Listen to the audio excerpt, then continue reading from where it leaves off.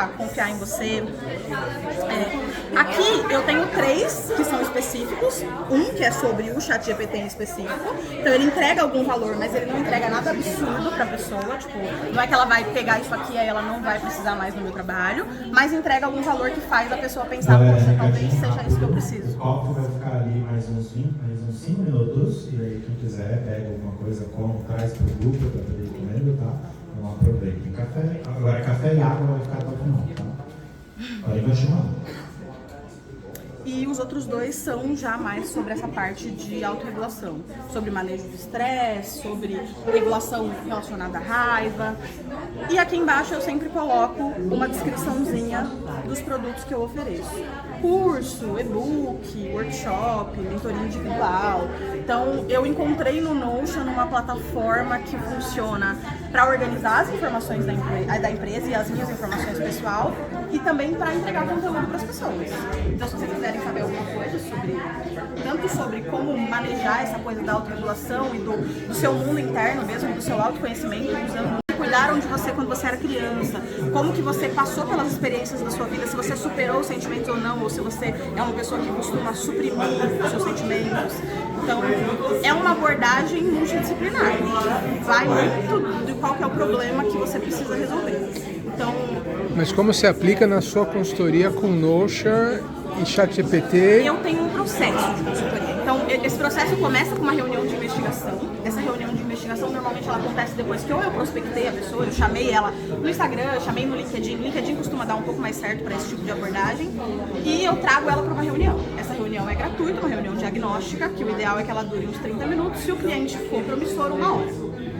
A ideia dessa conversa é que a pessoa fale. Então, toda reunião de investigação, dentro de um processo de vendas, a outra pessoa, que é a pessoa que você está querendo que te contrate, é a pessoa que fala mais. Você precisa entender qual que é o problema dela, o que ela precisa de você, como que a sua solução vai resolver o que ela está precisando na vida dela.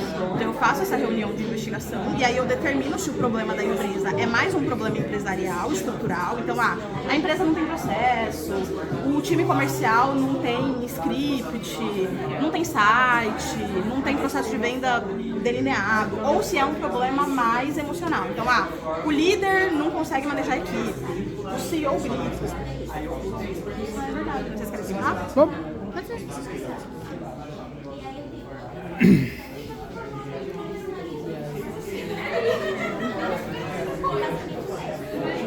E aí, a partir desse mapeamento, eu trago para a pessoa numa próxima reunião, então eu crio uma proposta para ela, o que eu consigo entregar, quanto tempo demora, quanto vai custar cada coisa e, principalmente, o que a pessoa vai ter de benefício. Então, normalmente, quando você está vendendo para a empresa, principalmente, a empresa não quer saber o que você faz, quem é você, não quer saber. Ela quer saber qual que é o benefício que você traz para ela. Quanto que eu vou ganhar ou deixar de perder se eu te contratar. Então, eu crio uma proposta baseada nisso e aí eu marco com a pessoa uma reunião de apresentação. Aí essa reunião de apresentação é onde acontece a venda de fato. Então, onde eu explico para a pessoa qual que é o problema dela, o que eu identifiquei no caso dela e qual que é o plano de ação que a gente poderia seguir para resolver os problemas dela. Então, eu tenho aqui, um exemplo que é de um dos meus clientes. Vou colocar esse que dá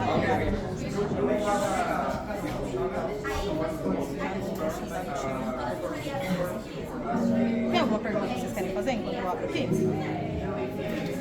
queria entender como é que funciona a sua estrutura de produto. O que exatamente você queria entender? Porque assim, o que você vende é a ferramenta estruturada do negócio. Pode ser. Então, tem mais pra frente do trabalho. Se eu identifico que esse problema é mais empresarial, aí entra nessa questão de funcionamento. Tipo, vamos construir um workspace, vamos criar as automações do espaço de trabalho. Às vezes a empresa já tem isso. Ela já usa os recados da vida, ela já usa uma plataforma. Tem empresa que não está aberta a possibilidade de usar o Notion. Então, nem sempre o Notion é a plataforma que eu implemento de fato na empresa. Varia um pouco de qual que é o caso. Mas os templates para uso pessoal, eu sempre uso. Porque como eles são mais focados no conhecimento, a usabilidade não é uma questão muito grande, é mais assim, a pessoa lê, ela fazer um exercício que ela passar para ela, é usar um tracker para o hábito dela, para ela se organizar um pouco melhor. Funciona bem.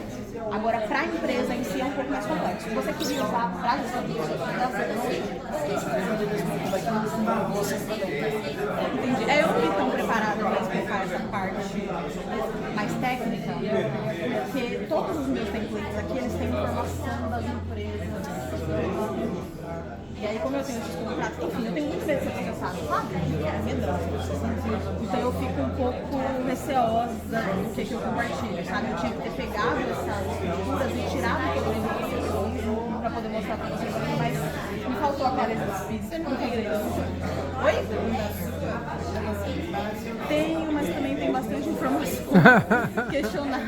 Eu entendi, porque vocês estão querendo abrir alguma coisa.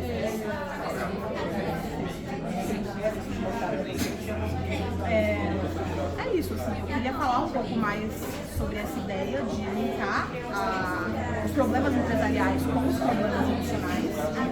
E eu queria saber de vocês que trabalham com motion. E a parte da inteligência artificial, como que se aplica? Eu aplico usando ela para criar soluções para o negócio.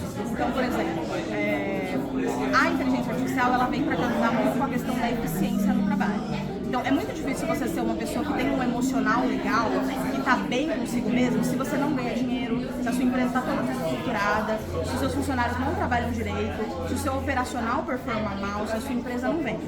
Então, a inteligência artificial ela vem para fornecer ferramentas que facilitem o dia a dia do empresário, da equipe, para que essa regulação emocional seja mais fácil de atingir. Então, não adianta eu chegar propondo para a empresa que seja feita uma mudança em relação à cultura da empresa, em relação a como que as pessoas vão interagir umas com as outras ou com a liderança, se não tiver essa outra parte operacional funcionando bem.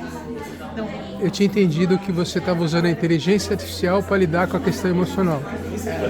Entendi. Talvez seja meu desejo, né? Assim, é a projeção do desejo. Eu estava né? pensando nessa coisa de tentando desenvolver um bot, na verdade, de inteligência artificial para isso, mas como é uma área muito personalizada, eu achei um pouco difícil trabalhar com a inteligência artificial nesse sentido específico, sabe?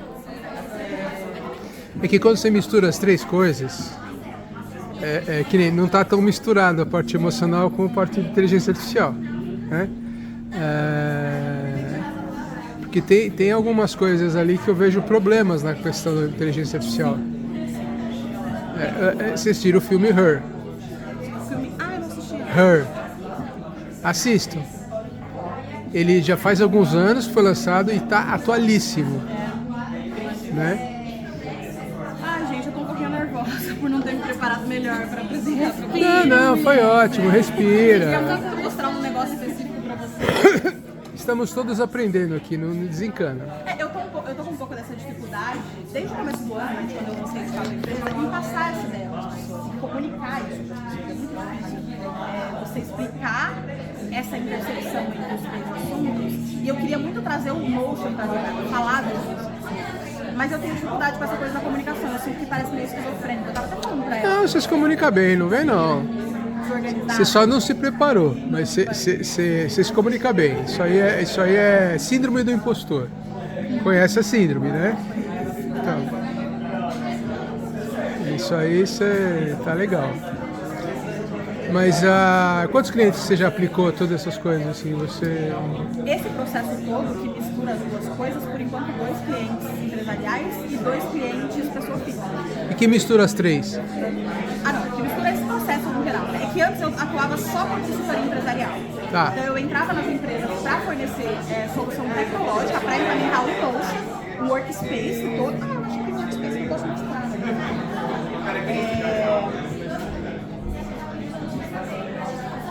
E trazia essas soluções, né, de inovação, só que sempre, 100% das vezes, eu acabava tendo que ir para essa outra especialidade que é do comportamento humano, que é onde eu sou formada. Eu sou psicopedagoga, formada pela USP, e sempre acabava indo para esse lado. Então, a equipe tinha problemas, o CEO tinha problemas, a liderança tinha problemas, a gerência tinha problemas, e eram problemas emocionais.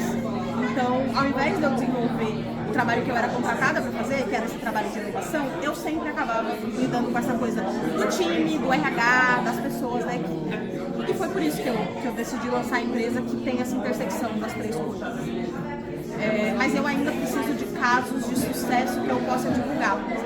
O meu maior caso de sucesso é um escritório de advocacia. Foi o que eu perguntei sobre o contrato. Divulga, não divulga. Só que assim, é maravilhoso, ficou maravilhoso. Só que é R$100 a multa. Fiquem à vontade. Pega depoimento deles. É isso que eu tô pensando em fazer. Nunca ninguém presente na mesa. Mas eu não sei se ela vai querer me dar. Não, anônimo. Depoimento anônimo. Será? Pô, As pessoas não vão achar que eu inventei? não, é porque tem informação confidencial. Parte emocional, não mostra a cara.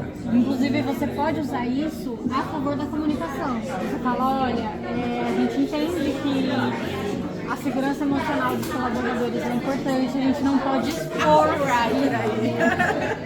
Falou que é para comunicar e vender, já me meto. E você pode usar isso. Então, assim, olha, a gente valoriza, a gente preserva a segurança emocional dos colaboradores e é por isso que os depoimentos, eles são ocultos. Eu faço muito isso em página, quando eu escrevo página de vendas. Qualquer depoimento que você achar numa página de vendas, você não vai ver o nome da pessoa, você não vai ver a foto dela, não tem. Porque eu sinto que as pessoas nessa questão da página de vendas, que elas acreditam que esses depoimentos são fabricados. Não. Mas na verdade eles não são. Não, são depoimentos reais. É print direto do direct do Instagram, do WhatsApp. E não tem como ser uma coisa. Até às vezes as pessoas fazem, porque a gente sabe que o ser humano adora burlar regras, né? Mas você sente na forma que a pessoa está falando. E isso não é assim de conversa de marqueteiro, não. Mas a pessoa como o leitor final da página. Entendeu? Então, assim, ele vai ler aquilo, ele vai saber se é um texto do chat GPT. Ele vai saber se foi uma pessoa que escreveu, porque a forma, a linguagem é diferente. Entendeu? Então você não precisa ter essa preocupação. E você pode usar isso a favor da sua comunicação. A gente valoriza, de novo, esse tópico. Eu acho que isso pode ser muito bom para você usar segurança emocional. Você pode falar isso para os gestores que você fizer a consultoria, que eles vão ter colaboradores mais confiantes, colaboradores mais concentrados, por conta do emocional bem estruturado, do emocional forte. E para a pessoa final, olha, você vai ter um emocional forte para não se estressar com o trabalho. Eu sou o tipo de pessoa que eu absorvo muito coisa no trabalho. Você é psicóloga também? Não.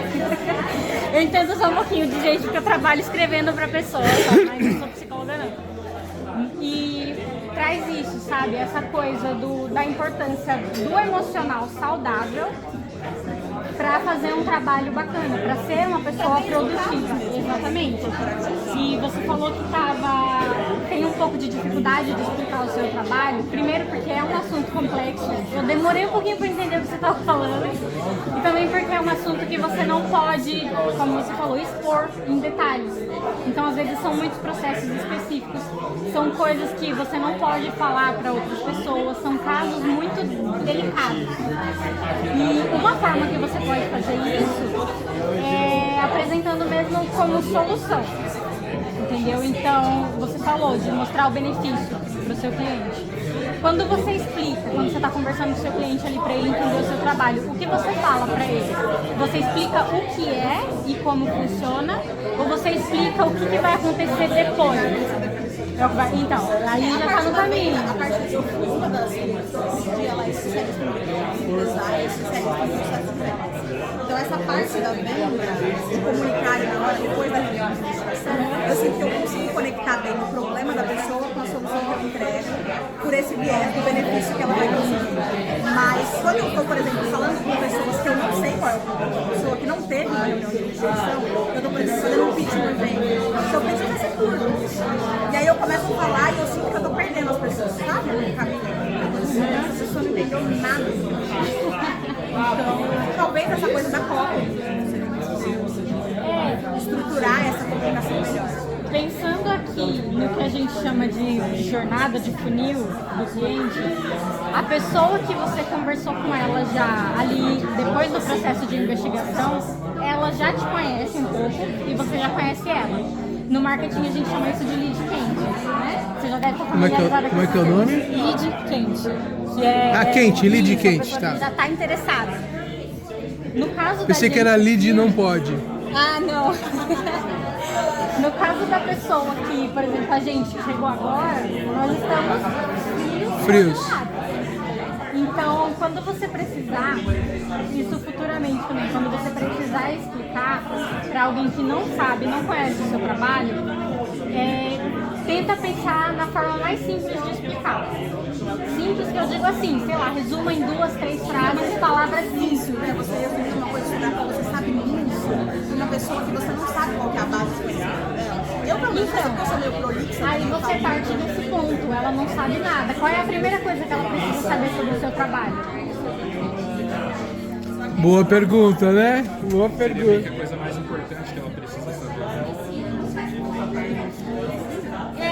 Pela coisa mais importante, eu acho que volta um pouco na questão do quanto a pessoa vai entender o que ela faz, entendeu? Então, assim, se é uma pessoa que ela já está um pouco envolvida na área, nessa coisa de gestão, um gestor pode entender. Então, é legal falar a coisa mais importante. Mas para uma pessoa que não entende nada de nada, você começa pelo mais básico, pelo mais simples. E isso até nas palavras que você usar, entendeu? E eu falo isso porque acontece um pouco comigo. Quando eu falo que eu sou copywriter, tem gente que fala que é isso. Tem gente que acha que eu sou advogada, que mexe com direito de copyright, entendeu? Então, eu sempre penso, já me fizeram essa pergunta outras vezes, e eu falei, parece que eu não sei explicar o meu trabalho. E aí eu falei, se eu não faço essa confiança de que eu não sei explicar, a pessoa ela não vai confiar que eu sei fazer. E aí eu pensei, qual que é a forma mais simples de explicar o que é copy? Redação publicitária. Escrevo texto para site, texto para vídeo, trabalho com comunicação, a forma de comunicar, isso em qualquer canal.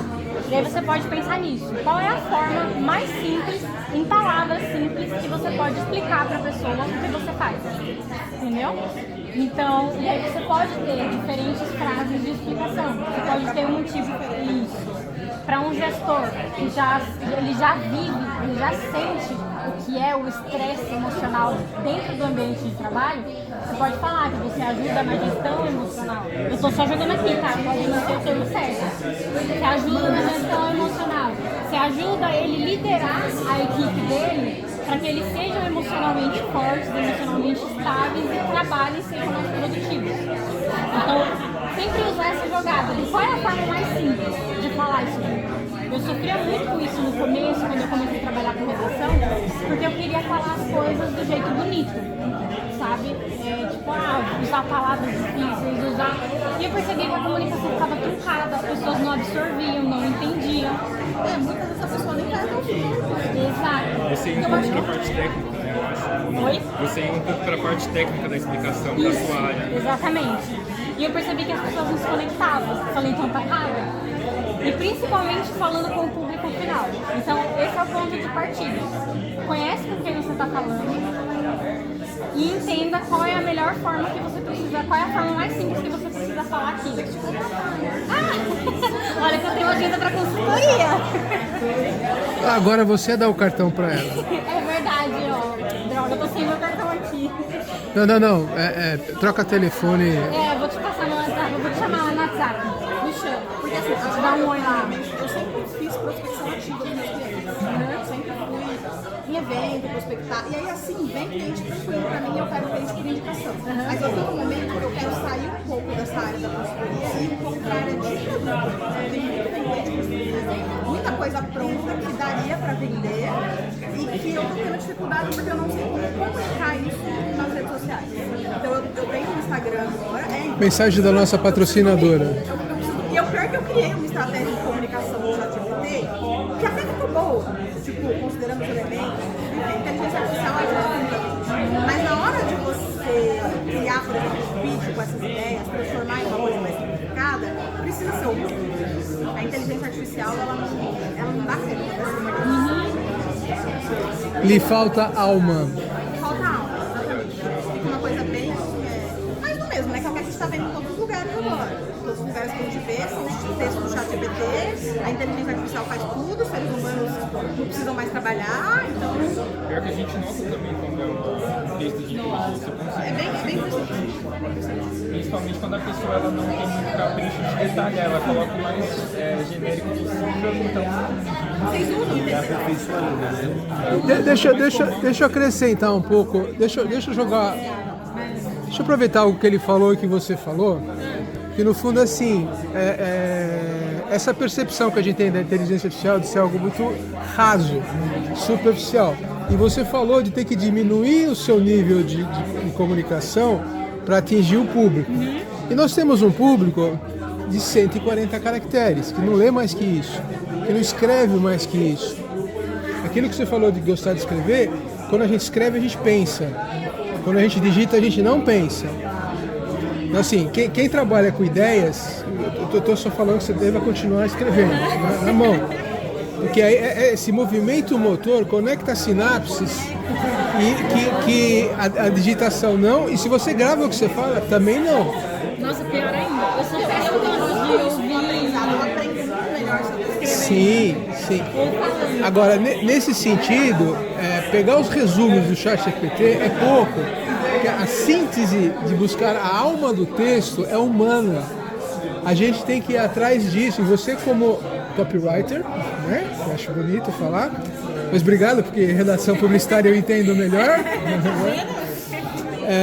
Isso é uma coisa assim que a gente tem que começar a resgatar. Existe um risco e uma oportunidade aqui agora. Nós temos o risco de perder nossa alma, mas a oportunidade de resgatar nossa alma ao colocar no trabalho que a gente faz. Pelo tom de voz de vocês falando, vocês colocam a alma no trabalho de vocês. Vocês já estão no topo, tá? Quem trabalha com a alma, né? Tudo bem, você usa como ferramenta o ChatGPT, ele é ótimo, é muito bom. Mas o que vai diferenciar é essa alma, que só seres humanos percebem. Vocês trabalham com o que você é? Eu sou consultor de projeto, gerente de projetos e consultor de TI. Opa, precisamos do seu serviço também. Eu sou líder de produto.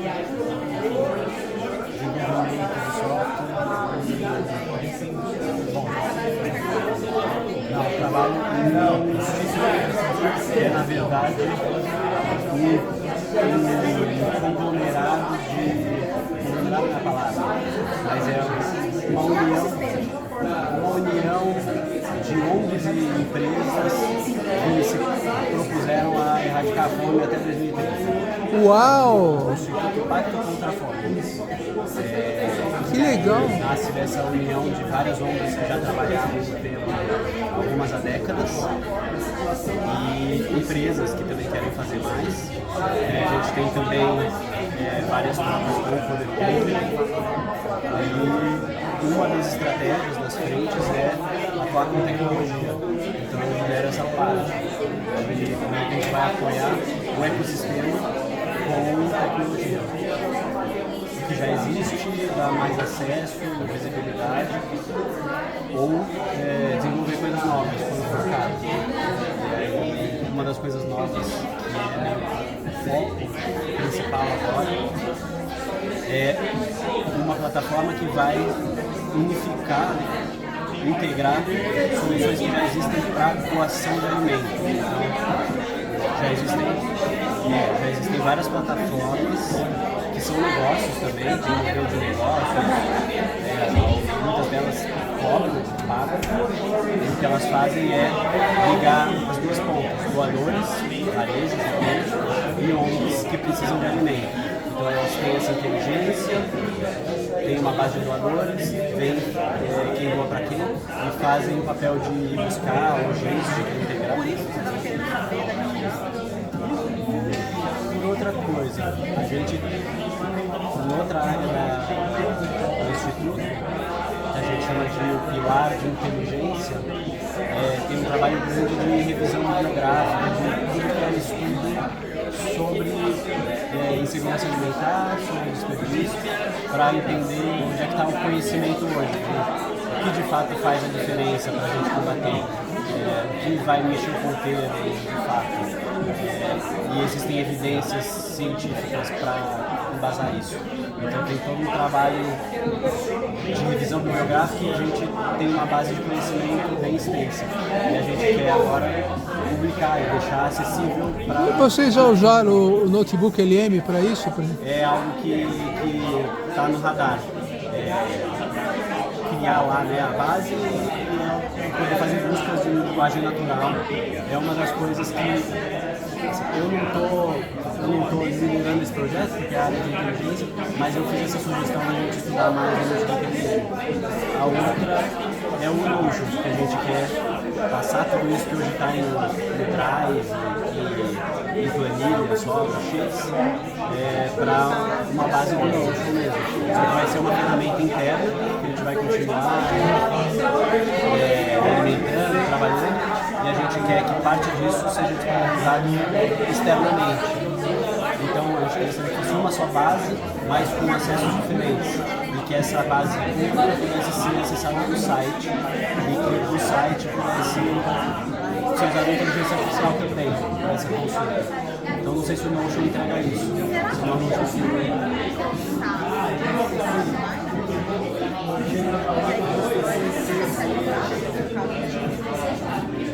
mas aí tem limitações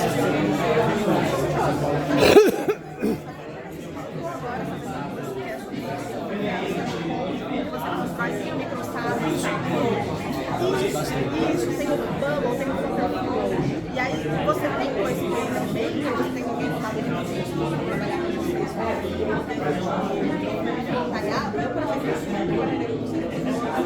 isso. Me interessa também. Social, a questão social me move muito. Porque eu acho que é muito difícil você ter bem-estar, você ter satisfação pessoal, se o sistema está pensando na sua cabeça, você não tem o que comer, você não sabe se o que vai ter, sabe? Tem problemas muito grandes.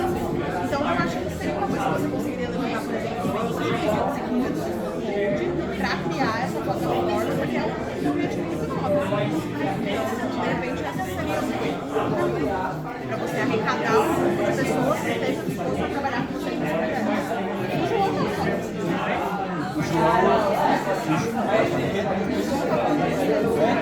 Então, a gente já se conhece faz um tempo, demorou para avançar a mentalidade da abertura para isso. O senhor era um tempo fechado.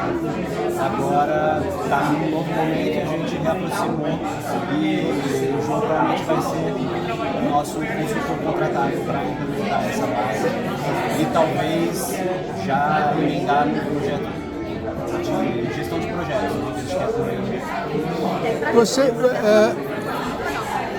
é muito legal e assim eu sou fã do Notion de carteirinha, né? Mas eu estou querendo abandonar o Evernote. Aí eu fui atrás de uma solução barata. Aí tem o Obsidian, que é grátis. É um mundo também para aprender. É um puta. Eu estou há 2 semanas ralando, né? Mas estou fascinado. Porque assim, os 2 softwares são meus favoritos de anotação, o Notion e o Obsidian. Não, é que assim, eu tenho uma base de dados muito grande. No Evernote são 56 mil notas, tá? O Notion, eu estou usando o pago e tal, mas eu não quero botar tudo lá, tá? Fica na cloud. O Obsidian vai para a máquina, ele salva. Ele é local, ele tem forma de você fazer backup no GitHub e tem uns negócios para sincronizar no celular também. Essa é a minha preocupação quando eu perder. Não, o Obsidian é o mais honesto de todos porque ele gera arquivos, texto, formato Markdown, que é .md. Se destruírem o Obsidian, a gente não perde nada, tá? Então, nesse sentido, do ponto de vista de ecossistema, né? E assim, assim, tem facilidades que o Notion é 10 e ponto. Então, eu imagino que soluções híbridas podem ser uma melhor solução, tá? E mesmo, minha especialidade também é base de dados, tá? E, de repente, assim, para você usar o Notion, ele tem limites de base de dados. Eu fui direto para o Notion, porque eu falei, puta, eu tenho agora meu database garantido, né? E não é verdade. Ele tem limite, a linguagem, ele fica pesado. Então, assim, 1000 registros, tudo bem, numa tabela. 10 mil, não. Você tá entendendo? Vocês reparam, na hora que você vai pesquisar, ele só mostra os 10 primeiros, os 50 primeiros. Depois você vai mais para baixo, ele demora mais. Então, soluções híbridas, tipo assim, até tem pensando em ser de graça, um MySQL, por exemplo, que você tem o MySQL, por exemplo, uma base de dados, e dessa base você gera bases para a sua publicação, que você até pode usar o Notion no meio da história. De base de dados mesmo. Só como uma interface. E que o desafio é a integração de bases, que foi o que o João Vitor falou, né? Que quem manja de migração é legal. E eu tô apanhando agora com a migração do Evernote pro Obsidian, aí eu fui testar o Notion. Não fica muito bom. Não fica. Não. Então, assim, porque você tem que testar o ir e vir, né? Um bom software é um software que se comunica com os outros, né? E soluções desse tipo são soluções bastante complexas. A gente não... Só uma coisa que você fez um comentário que me chamou a atenção. Desculpa, seu nome? Daniel. Seu? Gustavo. Plínio. Esqueci o seu nome. Cíntia. Thaís Helena, bonito nome assim também. Cíntia também é muito bonito. Chamou a atenção, você falou, não, a questão do notebook LM está com o pessoal de inteligência, né? Meu, a inteligência artificial é sua, é dele, é dela, é minha. Vamos lá, vai lá e faz. Não espera, cara. Porque às vezes o que acontece? Tudo bem, temos que respeitar os limites de bateria, temos. Mas hoje acabou um pouco, ficou borrado os limites. E se você achar a solução antes dos caras, melhor, passa para os caras. É que esse Note ainda está em experimental, sabe-se lá no que vai dar. Tem a questão da insegurança. Não, mas aí que tá. Não existe nada acabado, ponto. Você não é uma pessoa acabada, você não é, eu não sou. Acaba a hora que morre. E sistemas, não tem sistema acabado. Você trabalha com essa área, sabe muito bem. Né? É assim, termina por decreto. E muda nova versão de uma das livros que o negócio você tem que estar sempre... Então, e nesse sentido é o seguinte, essas ferramentas são de todo mundo. Né? Então assim, não fique preso a restrições impostas pelo seu ambiente. Vai atrás da solução, cria, testa, experimenta, né? E se der bom resultado, compartilha. Os caras vão te agradecer. Ou te mandar embora, né? São as duas opções, né? Inveja é uma merda, né? Mas aí vamos para a parte emocional. Mas nesse sentido, é assim... Hoje não tem mais restrição, gente. Acabou isso. E assim, inteligência artificial é equivalente a quando surgiu o pacote Office da Microsoft, quando surgiu a internet, quando surgiu o e-mail. Ponto de inflexão. E não dá... Eu sou gerente de projetos, tá? Tanto ágil quanto preditivo, tal, essas coisas. E é o seguinte, não dá pra você ficar esperando o cara fazer a parte dele às vezes. Você tem que ter... Tanto é que não se fala mais em ágil e preditivo. É sempre uma mistura dos dois, cara. Algumas coisas você vai ter que agilizar. Onde está doendo? Se você resolve aquela parte, você já alivia. Mas se você agiliza tudo, às vezes... Não. É nossa ganância. Não, pega uma coisinha e melhora. Pega só uma coisinha. Né? Porra, você tá num projeto legal. Você vai pegar o João Vitor. Puta, maravilha. Você já vai mexendo numa coisinha. Essa coisinha, todas as coisinhas e as coisonas têm limites. Eu gosto do conceito de liberdade que fala o seguinte: todos nós, eu estou preso dentro desse quadrado aqui. Né? Todos temos limites intransponíveis. A liberdade consiste em percorrer a maior parte possível desse espaço. E tem gente que fica parado aqui, não posso passar para lá, então não saio nem daqui. Então, assim, gerencia seus limites da empresa, mas rompa eles sempre que possível em pequenas quantidades. Tá? Gera valor, os caras vão atrás. Aí vão querer, eu também quero isso. Né?